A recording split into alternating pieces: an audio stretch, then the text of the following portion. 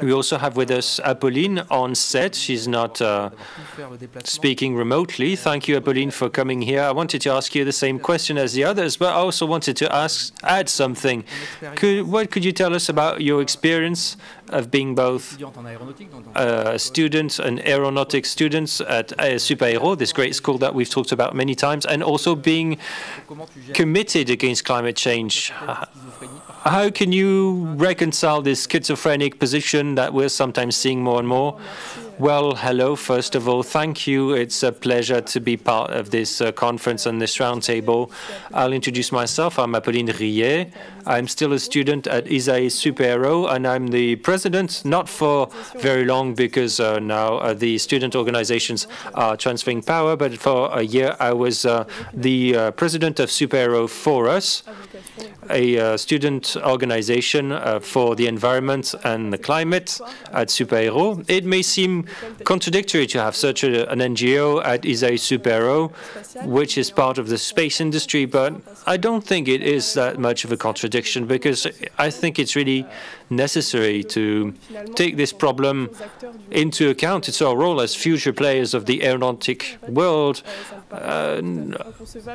It's the same for other industries. It's inconceivable right now to grapple with this matter. I mean, Valérie Masson-Delmotte and Jean-Marc Jancovici really explained it very well. So it's really necessary to take that into account, and to do that with hundreds of other students in the aeronautics sector, we signed an editorial that was published by Le Monde last year to show that students are really keen on climate change being taken into account by industry players and people generally, to make sure to show that we are aware that the world we're living in can be threatened and that will impact us directly. We're talking about 2050. I'll be 50 by then, and so I hope that I'll live many more decades, and it will depend on the state of the planet at that time.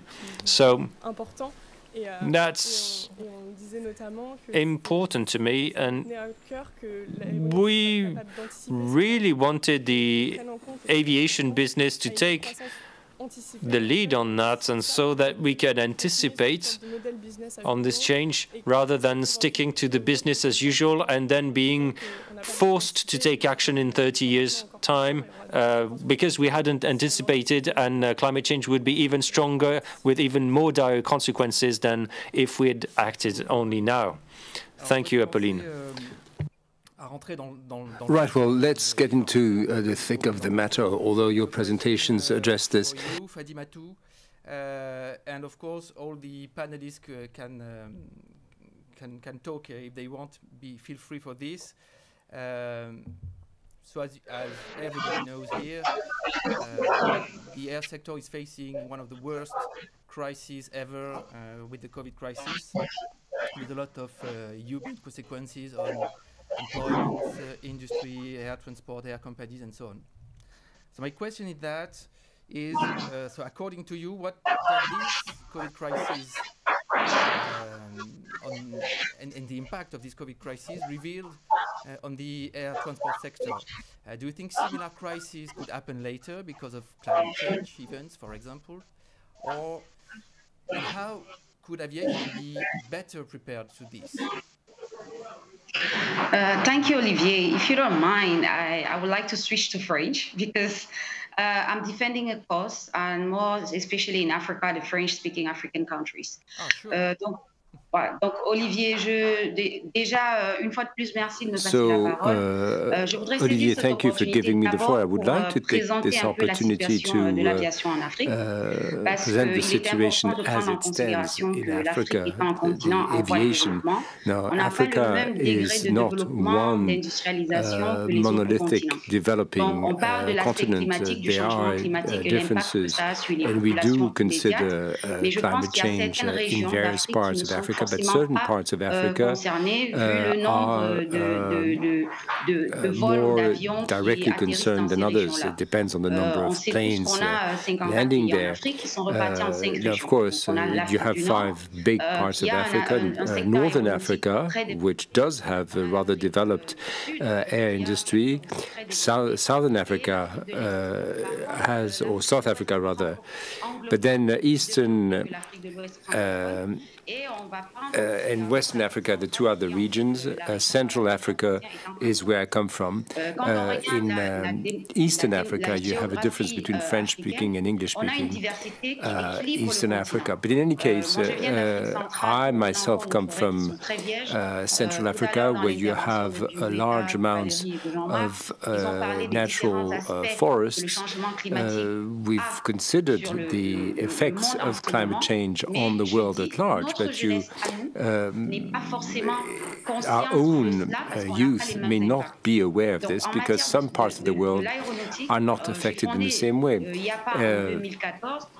Now, in 2014, I started a movement regarding transportation because you have as many as 17 countries in French-speaking Africa which simply did not have the same understanding of the effects of the air transportation industry. Some people simply had no idea what air transportation could do to climate. Every country has its own. Each country has its own development plan, has its own project, and countries in Africa build hydropower plants and such like. But whenever I asked, well, are you more competitive than other countries that develop their air infrastructure, airports and such like, or to facilitate the landing and takeoff of aircraft, I never got an answer to that. And I think that we should have a different approach and because Africa is a special case because there's great diversity and the issue of climate change hasn't been approached in the same way depending on where you are. Now, there are many other Africans that are just like me trying to popularize the concept of air transportation. And of course, the African youth should be made aware of this. I mean, all of African youth believe that happiness lies outside the African continent. Their only hope is to leave Africa. And it is for us to make them realize that, well, the air transportation is one industry, and while you have different continents, but instead of fleeing the African continent and go to other continents, you have to recognize that you have a situation right there in Africa, and when they want to flock to industrial world, they'll just make things worse. Whereas right there in Africa, you can start on a fresh basis, and you could develop the air industry in Africa in a positive way. But of course, you have to redress the balance. You have to see what everybody can do. ICAO, ATAG have been conducting worldwide movements. But I have a question myself, and for people listening to us, governments should also have a way of educating the people, to the issues. Well, climate change, it's true that climate change has an effect around the world, but there is African youth. 60% of Africa's population is less than 25 years of age. So if you try and place African demographics to the rest of the world, we find that there's a huge imbalance. People have no idea what aviation is all about. And when we are there trying to say we have to take new measures to protect the planet, the African youth has no concept at all. So there is some redressing of the balance that is necessary, better understanding, and that requires a cooperation, but not just within the public sphere, cooperation between the private and the public sector. So there should be more popularization, more general understanding of the issues. So I myself, I will, of course, try and shed light on the situation as it is in various parts of Africa. But at the end of this symposium, we should have a clear picture and become aware of the fact that something must be done.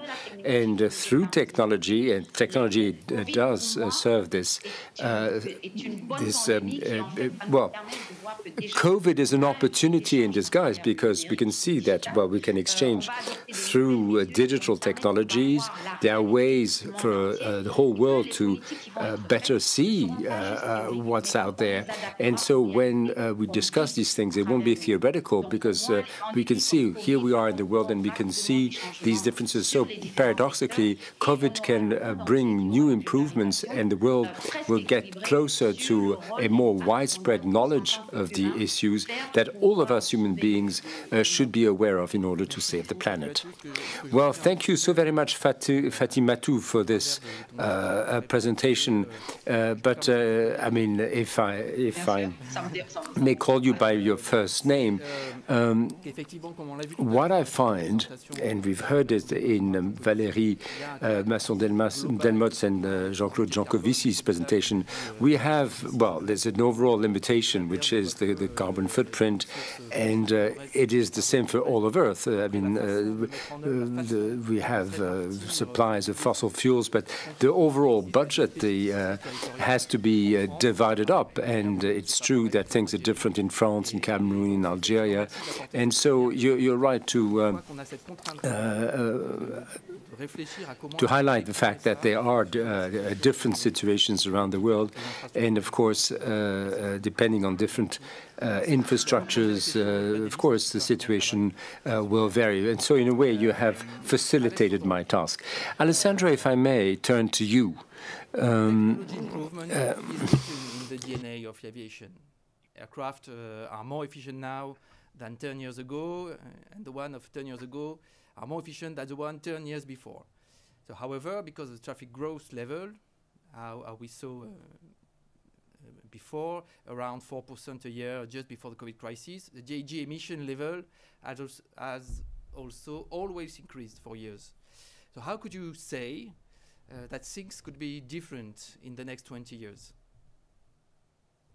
Yeah, thank you, Oliver. And yeah, I personally think that in order to radically decrease the carbon footprint of the aviation industry, it's not just enough to rely to innovation in terms of plane and engine efficiency, but a radical replacement of the fuel source is necessary, in my opinion, considering also the prospective strategic growth of the aviation sector in the coming years.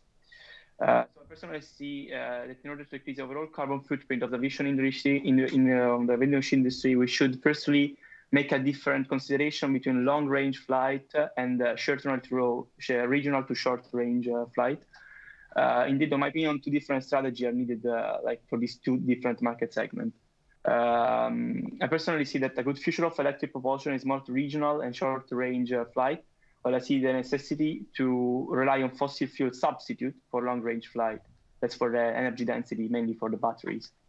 Indeed, the long-range flight sector is the biggest source of CO2 emission right now. So just 20% of the longest flight are associated with the 40% of global aviation CO2 emission. So, of course, we need to find a fuel substitute. But at the same time, research is also required to assess the availability of biomass feedstock and renewable power production while taking into account sustainability constraints. Because as previously Jean-Marc Jancovici said, there is a possibility that all these sources will not be enough to fulfill the request for sustainable fuel substitutes. So then, I would propose some ideas about how to substitute fuel, but yeah, they are not for sure being used, but it's a proposition of what we can do for replacing the fossil fuel. There are some drop-in sustainable aviation fuel right now, being developed. There is a bio-kerosene, so it's called biofuel, and the power-to-liquid kerosene, which is a synthetic kerosene that is synthesized using energy. A massive scale-up of the production of sustainable fuels and energy source is required, of course. But right now, the aviation sustainable fuel is currently limited to less than 1% of the worldwide jet fuel consumption. I also wanted to talk about hydrogen as a possible source. Indeed, the combustion of hydrogen leads to total elimination of carbon dioxide, monoxide, and other combustion products, except for the minor quantity of NOx. Blends with synthetic fuel, the hydrogen, such as power-to-liquid kerosene, also contains a lower level of sulfur, and they will decrease the emission. Following a study, Hydrogen Power Aviation from McKinsey 2020, we can say that actually the overall climate impact using hydrogen can decrease by 50 to 75%, assuming that a fully carbon neutral production for hydrogen is taken into account. We can also use blending of biofuels with the Jet A1 fuel, which is the fuel that we now use to propulse our plane. Also, we can blend them and achieving an overall climate impact, again, from the study of McKinsey 2020, about around 30 to 60%. So these one are the two main ideas about replacing existent fuel. Okay, thank you. So I understand you think that there will be technological change breaker that are coming soon that will change the reality of the emissions. So do you think it will be enough? And you talk a lot about hydrogen, for example, or biofuels or sustainable aviation fuel. Is your vision is that these technologies are zero emissions? So, or how do you consider all the energy to produce hydrogen and all what is needed to produce hydrogen and biofuel or PTL? Yeah, that's actually true. That's why we need to work on that. Also because I mean it must be sustainable, and of course we don't have to take out energy from other resources. For example, indeed like food stocks, which are important. So I would definitely say that there must be a study behind it, but at least it's feasible. We have the technology to do it, and we also have the technology to scale up in green energy production. So it's just a matter of scaling up and having the right mindset, and also making some investment in this kind of field, which are, in my opinion, right now not really fully understood, because we don't really see the potential of this investment in the future. But yeah, that's my opinion. Okay, thank you very much, Alessandro. Florence, you talked about your personal experience of aviation. So I would like to ask you, from a more general way, how important is the air transport in our modern societies, according to you, and how has it changed our relation to the world? And what tourism and air transport could look like in a low-carbon world, according to you? What is your vision of this? Sure. I mean, we don't have the time to go into the whole history of aviation, but we know that airplanes have played, have been part of the major societal changes in the past years. They played a key role in the war, in boosting our communication with postal communication. They play a key role in humanitarian aid, in exchanges between cultures and people, boosting international trade, and of course in the cross-cultural understanding of each other. And so there are so many different aspects in which aviation plays a key role.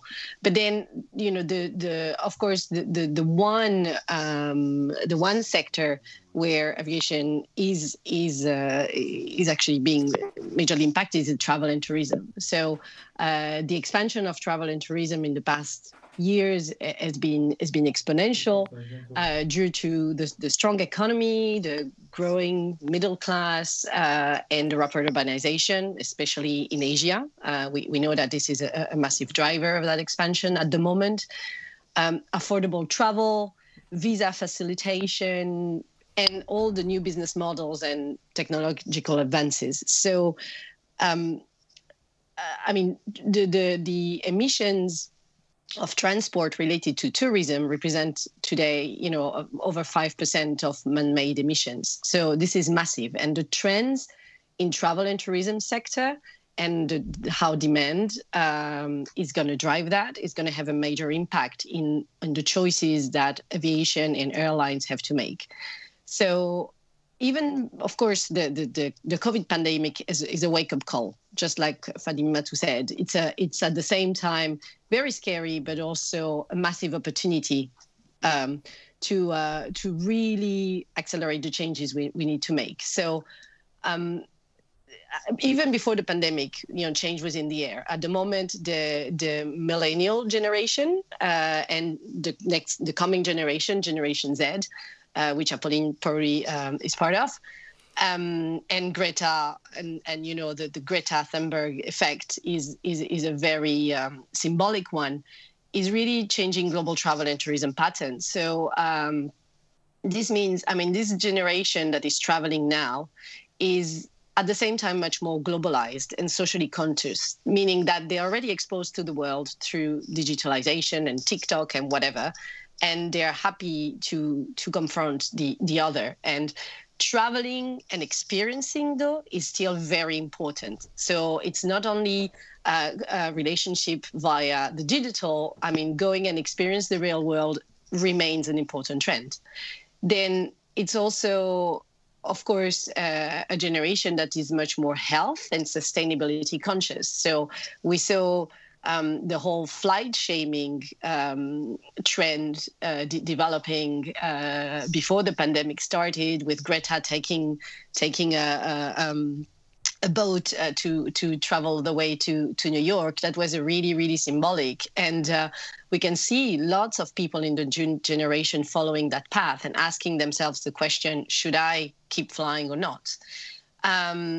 But it's also a very tech generation. So that means that there are new business models and new ways of sharing transportation mode that are emerging,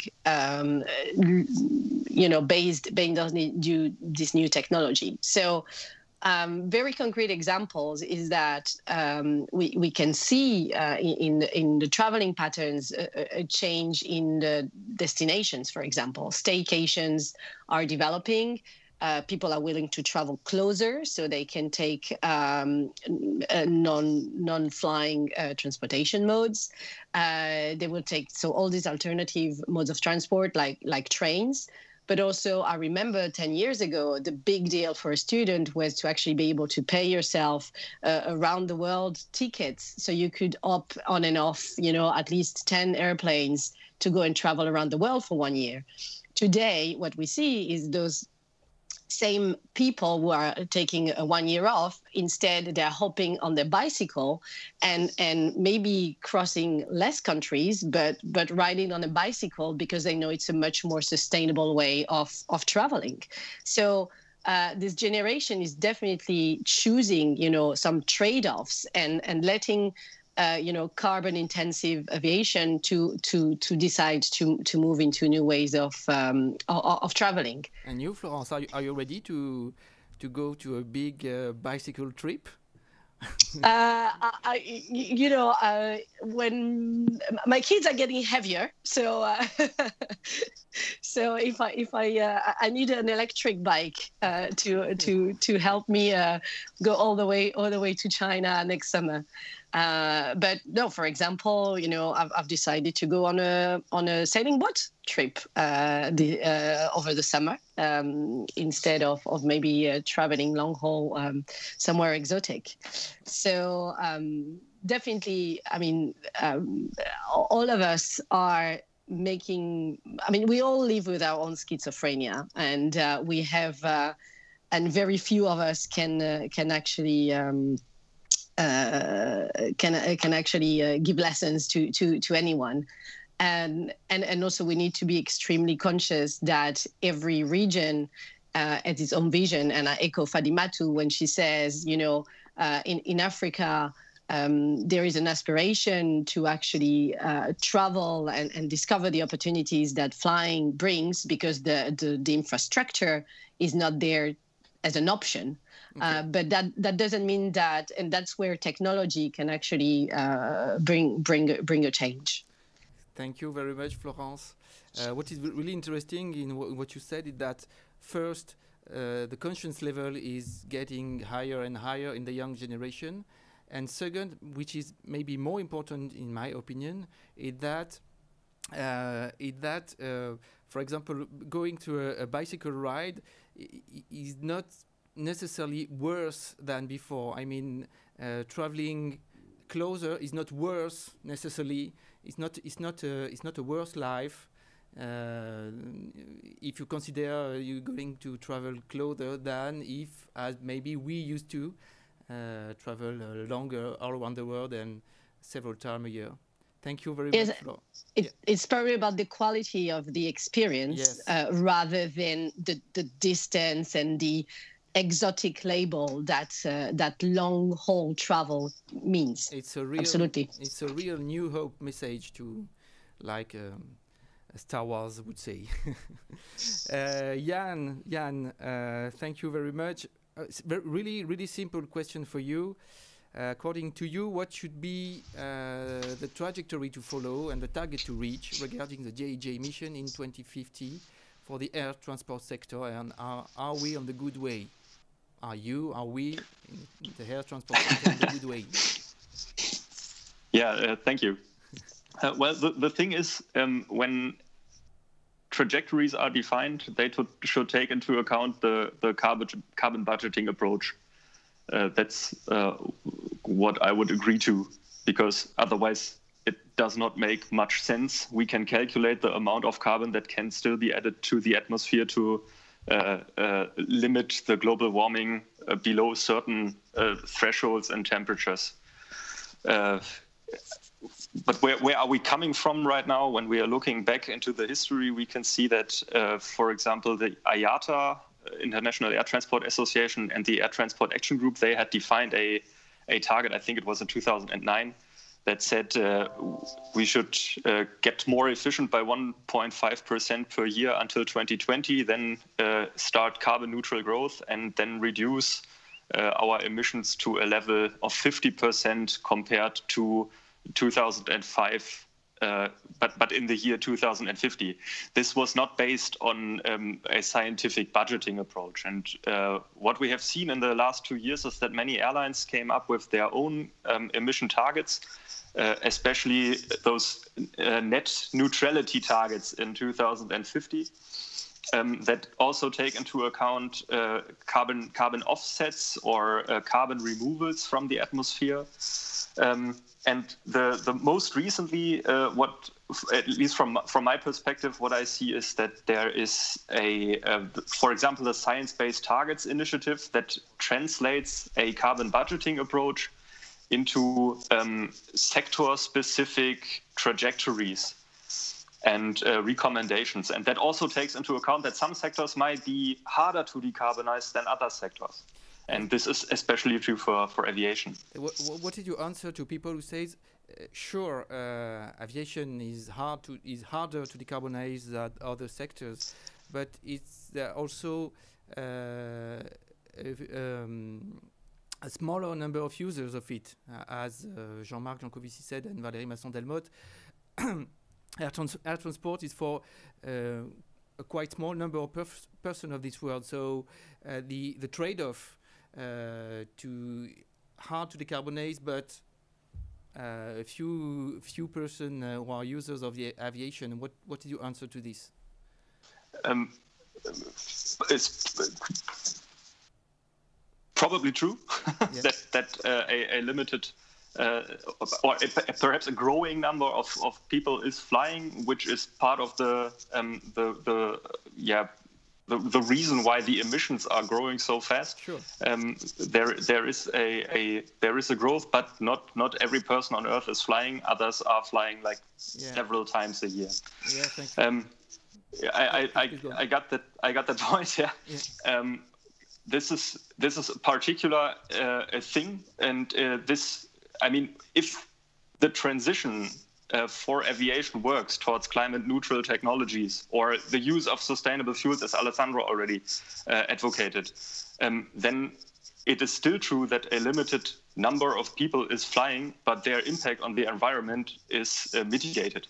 So we should concentrate on that effort. I believe that flying, connecting nations, connecting countries, it's important, and a growing number of people will benefit from this advantages and the luxuries that it brings.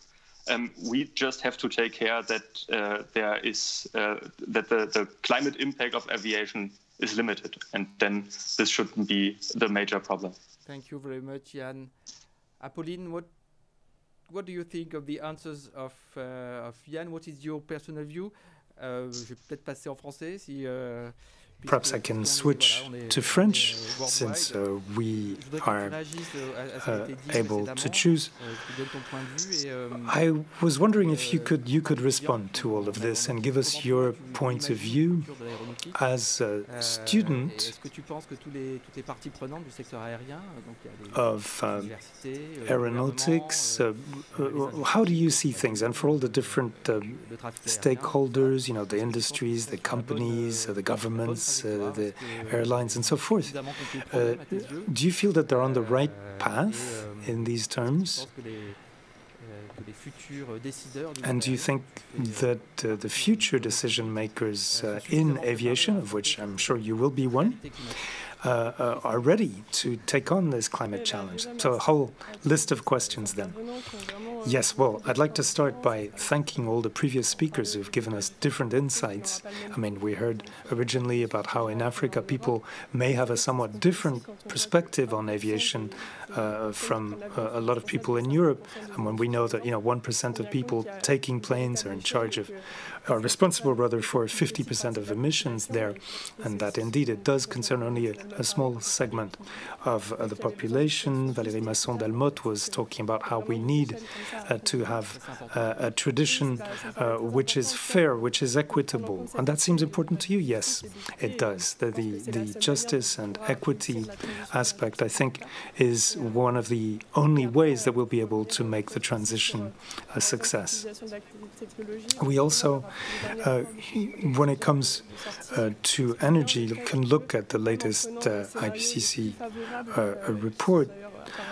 Even with the most favorable scenarios, which according to Jean-Marc Jancovici seem rather improbable, as we understood, even with these best-case scenarios, then we still wouldn't meet the limits which were set by the Paris Agreement, so that we would have to achieve a form of negative growth or degrowth, a term which is often the source of some concern.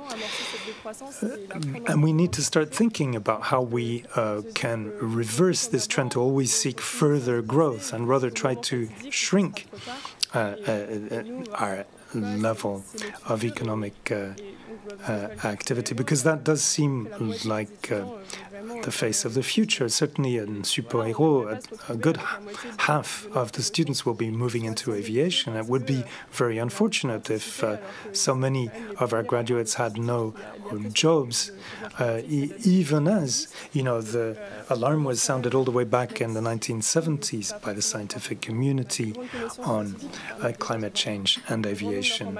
So we have a mass of scientific information. I think we need to make sure that we take advantage of it and decide what to do with it, to look ahead. I mean, we're talking about aeronautics, but it's really about all the other industries as well. And I think certainly in aviation, it's important that we take account of all this. It's an effort that all the industries together need to contribute to meet those goals. Thank you very much, Apolline. Before we move on to the Q&A part, just very, very briefly, because we're falling behind here, but if you can answer very concisely with just one question each. Alessandro, if you were heard of a big aircraft engine manufacturer, what would be the first decision you take? And please ask a question you would like to be answered during the next 2 days of this conference.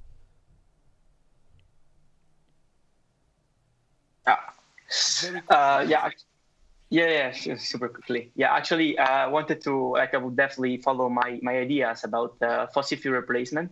So within the biofuel and power to liquid kerosene for a long-term flight. And for short, I would just focus on battery powered planes, as I said before. Concerning my main question, I would like to know what are the actual strategy and investment now the government and the company representative are actually investing right now. So basically, I would like to know how they want to fight the climate challenge and what are the strategy and also the investment they're doing. Thank you, Alessandro. For Florence, same question. If you were head of a big international tourism company, what would be the first decision you'd take, and how would you transform your business? And ask a question you would like to be answered in this conference. Sure. I think if I was a head of a big travel tourism company, I think, first of all, I would make all my employees look at Valérie Masson-Delmotte's presentation. And I think everyone should look at it. Secondly, transparency. I will make sure that people, when they choose to fly or when they choose to travel, it's not only price, it's not only timing and destination, but it's also the CO2 carbon. So being transparent, showing commitment, accountability. Push all the partners I work with in the industry to actually really embark in sustainability if they want to work with me and with my business.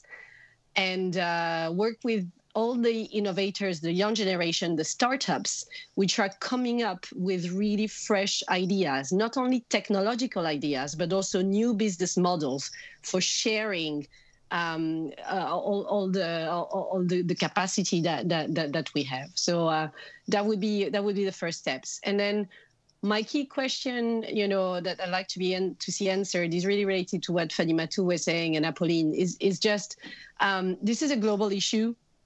So I trust technology, and I trust all of you engineers are going to find a way to make it happen. But please make it happen fast. But the question is, how do you make it happen so it applies to everyone? Because and how do you share that technology, make it accessible so people in Africa, people in Asia, people in Latin America can also fly. So that would be my challenge to you. Thank you very much, Florence. Jan, same question. If you were head of airline company, which you will be probably in some years, what would be the first decision you take? And ask a question you would like to be answered in this conference. Well, the first thing that I would like to introduce is to get to offer a green tariff, for example. So to say that that the passenger has the option to choose between conventional pricing and a premium price that is perhaps flying on sustainable aviation fuel, and to integrate it into my standard offer. This would be the first thing there. And one question to be answered in this conference, I'm wondering if the time is now right to start the global approach, perhaps on the ICAO level, because my personal concern is that when COVID is over, the attention perhaps might move away again, and this should not happen. Thank you very much. Jan, Apolline, if you were a political leader, what would be the first decision you would take? And the first law you would like to be voted, and question you would like to be answered in French or in English, you choose. Bon, je vais rester en français. En français.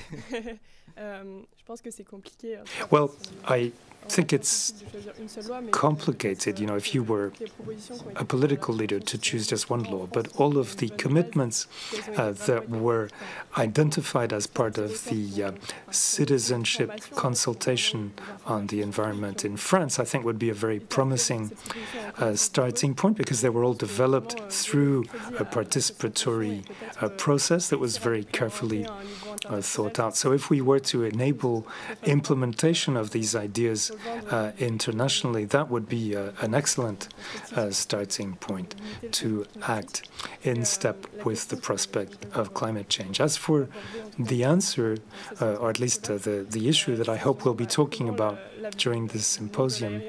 Clearly, that would be how the aviation sector as a whole plans to prepare for this transition to 2050 to a low-carbon world. How can we best prepare so that aeronautics can survive all of these changes, and that we see different things happen to aviation than what happened, for example, to mining in northern France, which basically disappeared. It was a pioneering sector. We've had a lot of breakthroughs over the year, and I think it would be an extreme pity if it were to come to an end. We need to tap into the potential of all the people who are moving into this industry. Fatimatou, very quickly, if you were, let's say, the CEO of a major industry or airline or association, which you are, in fact, aren't you? What would be your first decision? And, of course, what question would you like to find answers to during the next 2 days?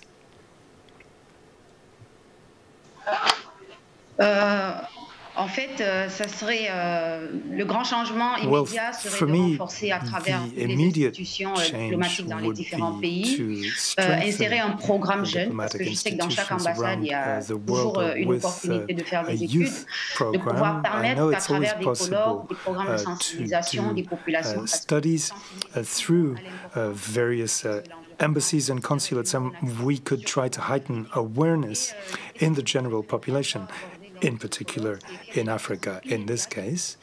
And the question then would be what kinds of actions will be initiated by players in the industry so that we can bring about immediate changes in the approach of the industry and its effects on climate change. Thank you, Fatimatou. And also with the long-term trade-offs that need to be discussed and are essential. Now let's move on to the Q&A session with the audience.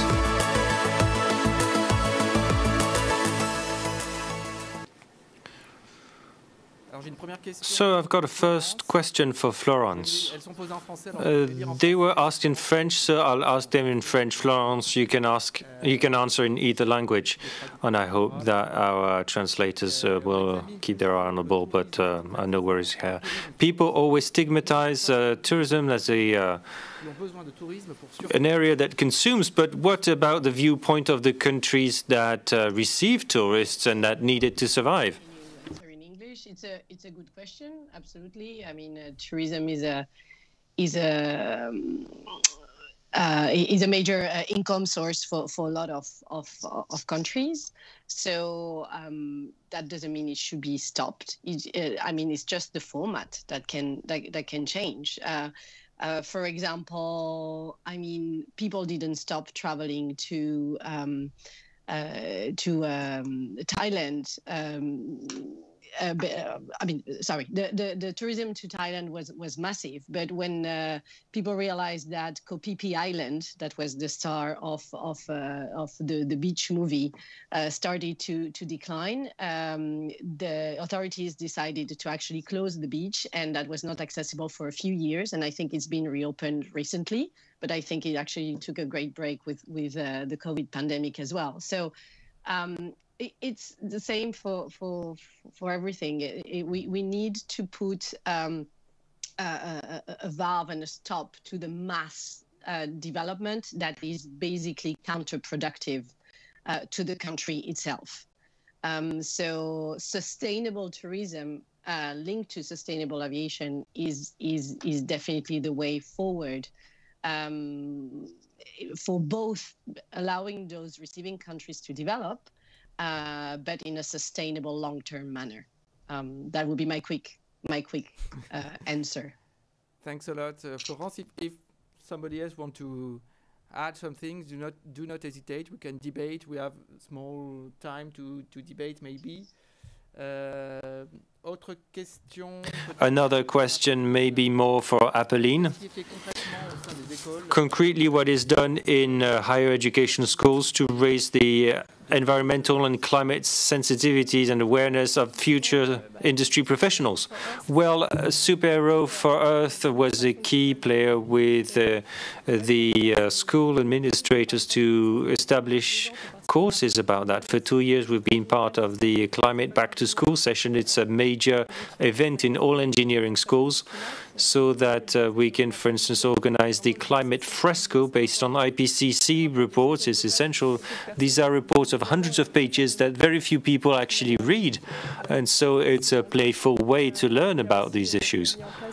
We also established mandatory classes because we saw what the SHIFT project is doing about the position of awareness raising in higher education, and there are a lot of schools where if you don't decide to have classes related to climate change, then you slip through the net and you would never hear about it. So at ISE and SuperHero now, as part of our engineers training, we have classes that introduce us to environmental challenges, talking about resources and the underlying physics. Would you say that it came naturally, or did you have to push the school management to go even further as your SuperHero for Earth? Well, it came on both sides because the students wanted it, but the school's goal is to match our expectations and to help us better realize the challenges of the world that we're facing, and better understand the challenges, because it's quite complex. Sometimes when talking about feedback loops, these are very complex mechanisms, and so it's right up an engineer's alley to understand these complex mechanisms and then make the right decisions. I would only add, it's not directly a question for me, I'm only a moderator, but I would add that, yes, it depends on the schools, and of course there's not just engineering schools. As a member of SuperHero Decarbo, I was involved at ESCP, so it's also a topic at management and business schools. Increasingly, here I'm talking about the students' mobilization for the climate, which is bringing more and more students together.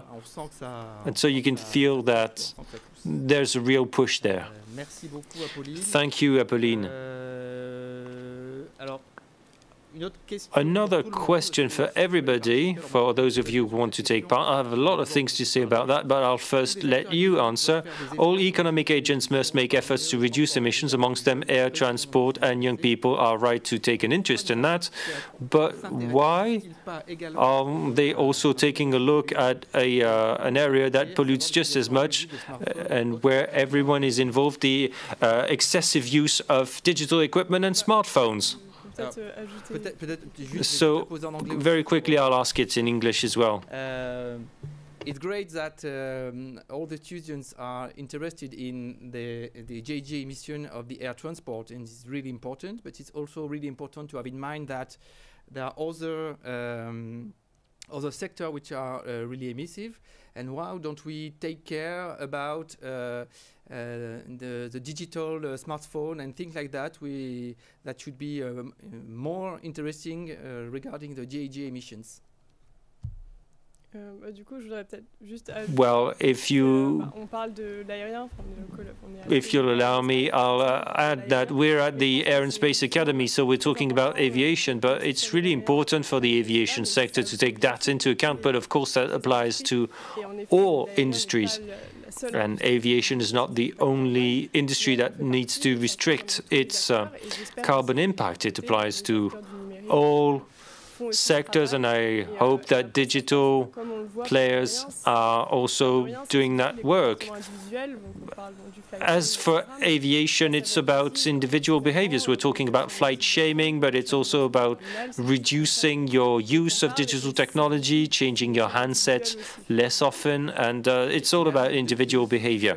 Also, we take care too much of the GHG emission of the aviation, and we should take care of other sector better, or do you think it's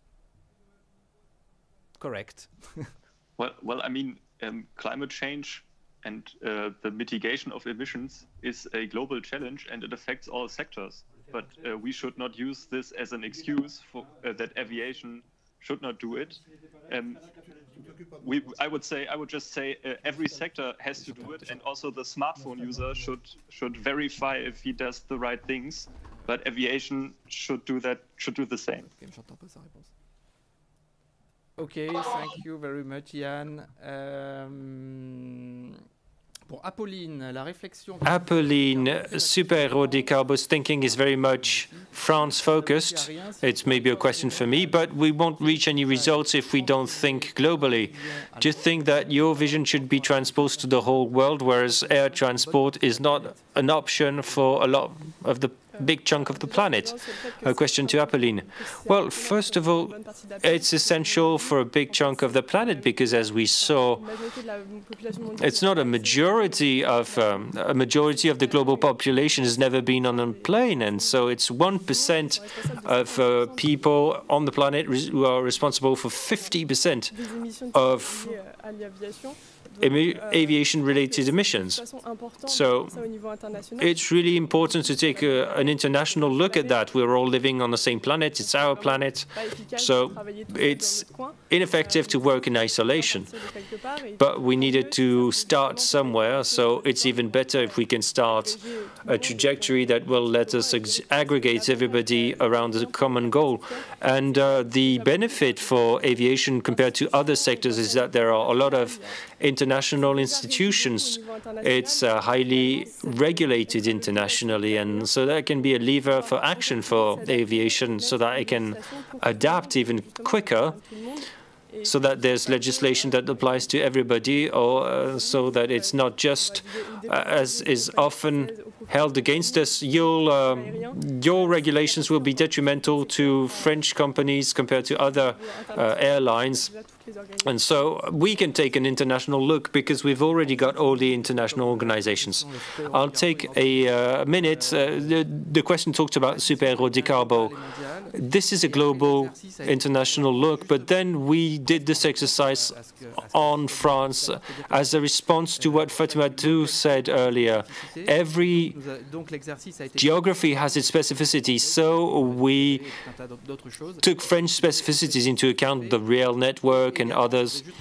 And I also wanted to add something. This carbon budget approach helps take a look at the comprehensive part, but also looking at what is actionable in the short term. And in the short term, it's true that we're focusing more on local matters in the short term, and we're more global for the strategic to long-term aspects. But I'm only a moderator here. A question for everybody. The role of air transport is challenged, and forgetting that in the preamble of the Chicago Convention, it says that the development of civil aviation makes a powerful contribution to the emergence and the maintenance of friendship and mutual understanding between populations. What do you think about that?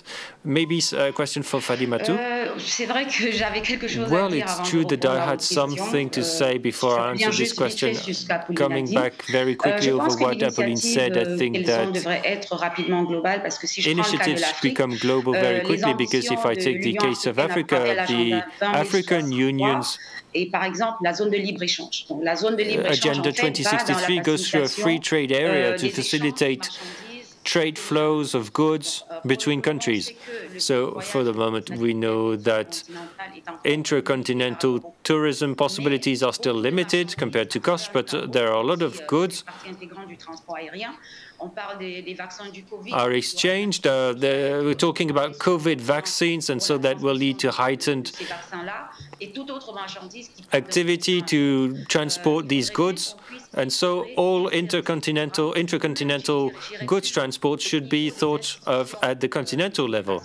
But even regarding education, primary, secondary, tertiary education should be involved so that it really becomes ingrained, this matter of climate change. And to answer the question you asked, it's important, as I said earlier, to consider the global factor, because we're all impacted. And so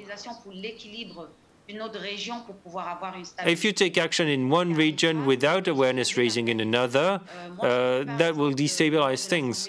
I saw it at the General Assembly that took place in 2019 at Montreal. ICAO stopped its conference that was not planned to support Greta Thunberg's initiative. And personally, that was the first time I was experiencing that, a 16-year-old girl mobilizing over 500 people, and I could experience that for myself directly.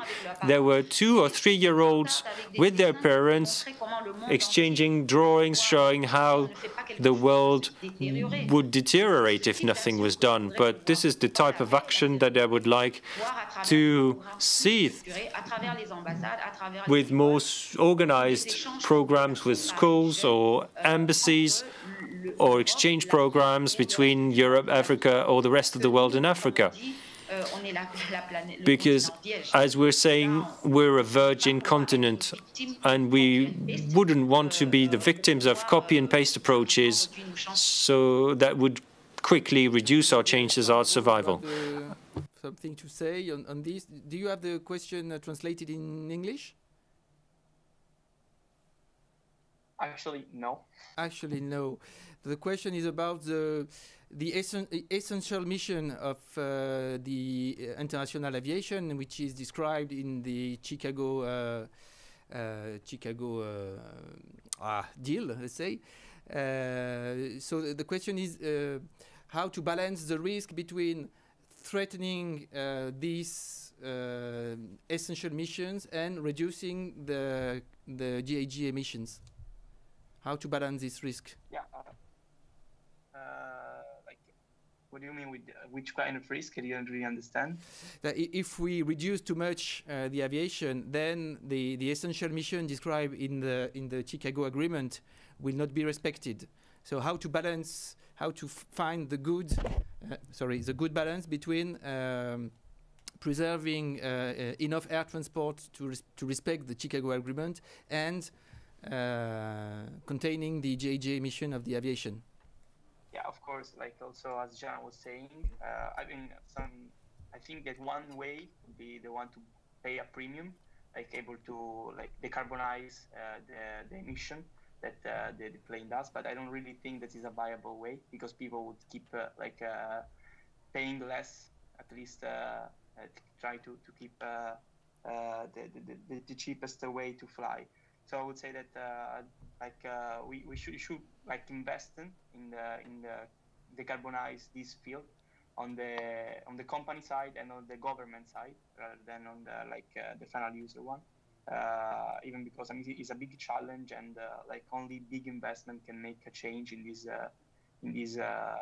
climate fight, I would say. And yeah, that's basically it. So basically, I think we should invest a lot in decarbonization, because I always said at the very beginning, we live in a common world, like we share the world, and then everyone must do like his bit in any kind of field. Like I was also Apolline was saying, and like we have a common goal, and we need to share, and we need to everyone makes its own part, let's say.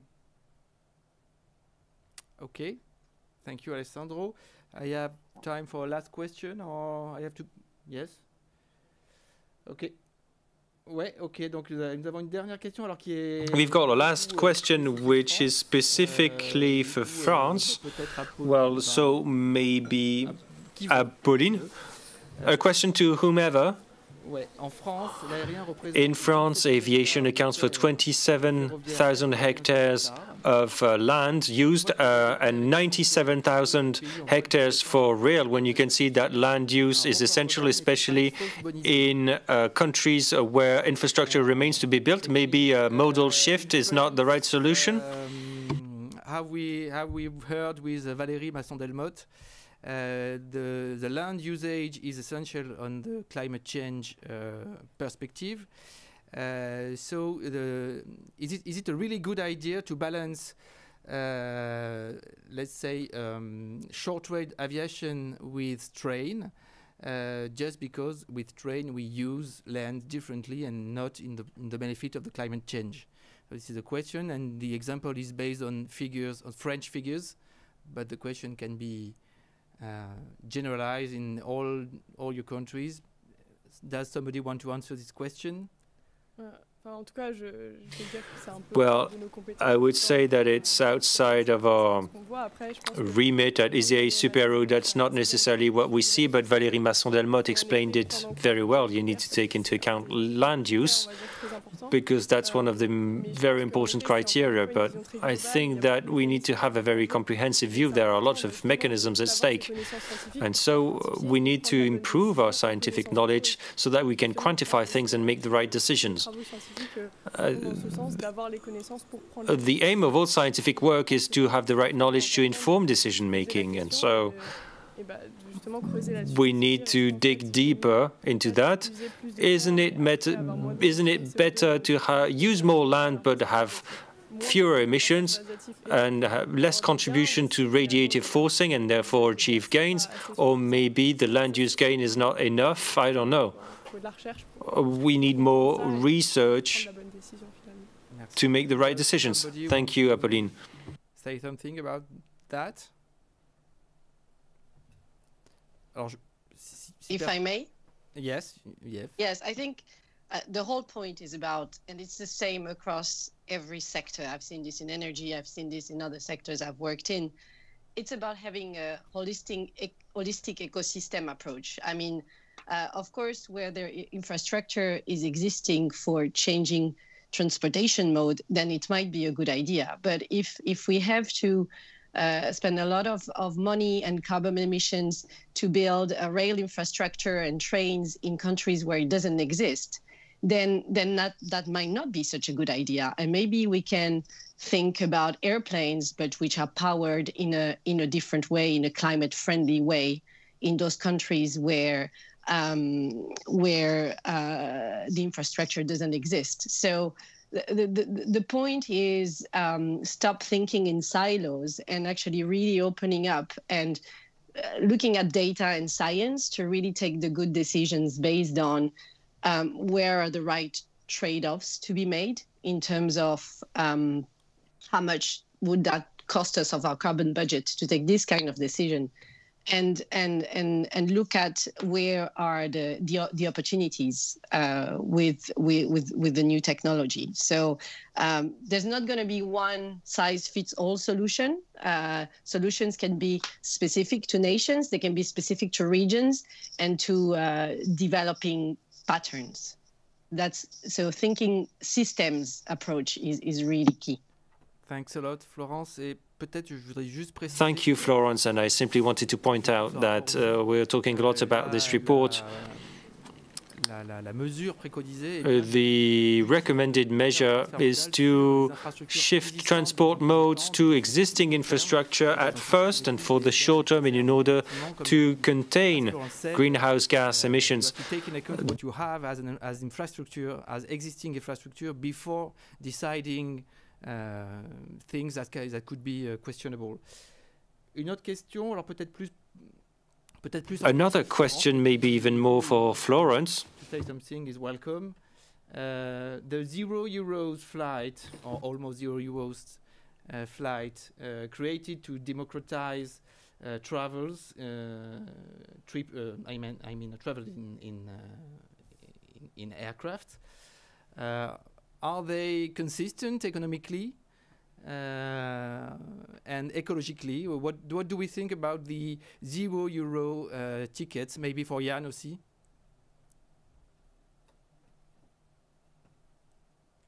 Alors peut-être en français, les vols à 0 € ou presque pour démocratiser les vols. So we are asking about these €0 flights that may be somewhat absurd, both in economic and ecological terms. Let's say it's about low cost, right? You're not a low cost. So yeah, well, Lufthansa Group. Yeah, we're focused on a premium product. However, Eurowings is also part of Lufthansa Group, and Eurowings is a point-to-point low-cost carrier. However, they do not offer flights for €0. Yes, I mean, for an airline, it cannot be a goal to offer flights like that. My personal opinion is that the flights should at least reflect the cost that their cost. so to say taxes, fees fuel consumption, perhaps even emission cost. And when you combine all that, you are far away from zero. So therefore, my personal opinion is I do not like those €0 offers. Thank you, Jan. Somebody wants to add something?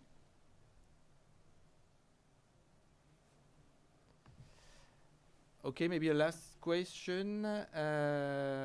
Faudrait-il un organisme référent? Should we need an authority worldwide that would give reliable data on pollution generated by civil aviation? Do we need a referent organism in Europe or in the world to produce valuable data? General data on the GHG emissions made by air transport, civil air transport. Do we have, according to, do we have this? Do we have a consistent organism for consistent data? And if we don't, do we need one? At the Europe level and at the world level? European and world. Well, I don't know if I understand the question correctly, but from the European Emissions Trading Scheme and from what is being set up to facilitate CORSIA, these data should be available. And I think there's also some sort of environmental report by the EASA, so should be available already. Yeah, I mean, you're confident with the data you have at the European level and at the world level. Perhaps at the world level, I'm not fully aware. At the European level, the data set should be very complete. Yeah. At the global level, I mean, you could calculate all that because the International Energy Agency tracks jet fuel consumption. You can just multiply it with the emission factor and you have the data. So there might not be the military consumption or from other authorities the fuel consumption, but shouldn't be too much. So I think it is already available. Yes. Somebody wants to add something on this? Disponibility of consistent data? Yeah. If I may say something, ICAO has been doing an incredible job, and ATAG also has been doing an incredible job, and reports are posted all the time on the website. So countries have been called and invited to do their action plans that needs to be followed, because the International Civil Aviation Organization is very aware of the fact that its activities need to have some consistency. So I believe that is already existing, and we just need to ensure that there is a proper transmission from generations to generation to meet up with the objectives that have been set. So when we talk about 2021 to 2035, I believe every single country of the 193 countries members of ICAO are actively following this CORSIA plan. And then we hope that we will be able to get to level up, because we should be thinking, as I say, as an industry and not as a continent. We're talking about aviation. Everything related to aviation should be taught globally and practiced locally to ensure that we stand up as one industry. Merci beaucoup, Fadimatou. Il est l'heure de encore des questions, mais il est l'heure de conclure cette. Well, thank you so very much, Fadimatou. The time has come to call this to an end. This was a very exciting exchange, and I do realize, and this is very promising, that the younger generation is well aware of the challenges and the issues, and those of you who are about to be decision makers in the industry, airlines or indeed air manufacturers, are they're well aware of the issues, and as Florence said, the next generation is also very much even more aware of these issues, and so this is promising. A number of very relevant questions were raised, and they will be taken up later. Great pleasure to see your different opinion on this so interesting subject. Hope you're gonna well and see you. And voilà, après ce petit intermède musical. And so we will have Philippe's conclusion right after this.